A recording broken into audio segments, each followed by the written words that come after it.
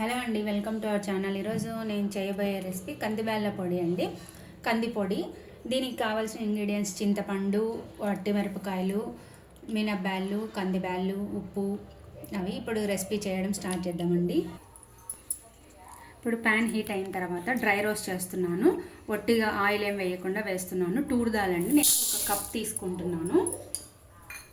ఇది బాగా సిమ్లో, ప్యాన్ బాగా హీట్ అయిన తర్వాత సిమ్లో పెట్టే వేయించుకోవాలి. ఇలా బాగా వేయించుకోవాలండి, రెడ్గా మాడకూడదు.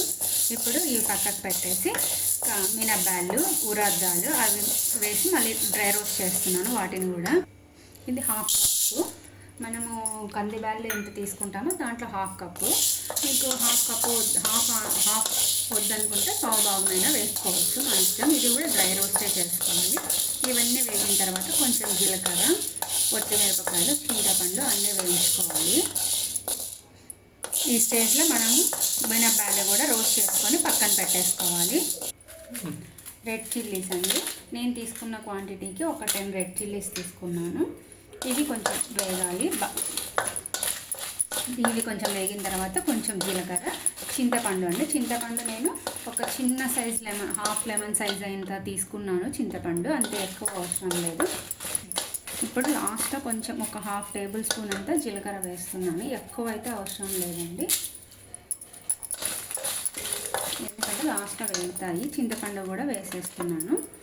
వేసి కొంచెం ఒక 2 మినిట్స్ ఉన్న తర్వాత ప్యాన్ ఆఫ్ చేస్తే సరిపోతుంది, ఎందుకంటే ప్యాన్ హీట్గా ఉంటుంది కాబట్టి దాని వేడికి వేగుతాయి.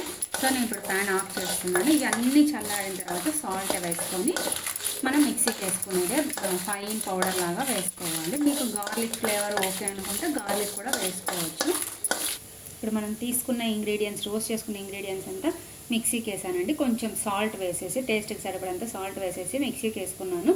ఇంకా కొంచెం ఇప్పుడు మీకు తెలుస్తుంది కదా, ఇలా లేకుండా కోర్స్ కాకుండా ఫైన్ పౌడర్ లాగా వేసుకోవాలి. మన కందిబ్యాళ్ళ పొడి రెడీ అయిపోయిందండి. Thanks for watching. Please like, share and subscribe.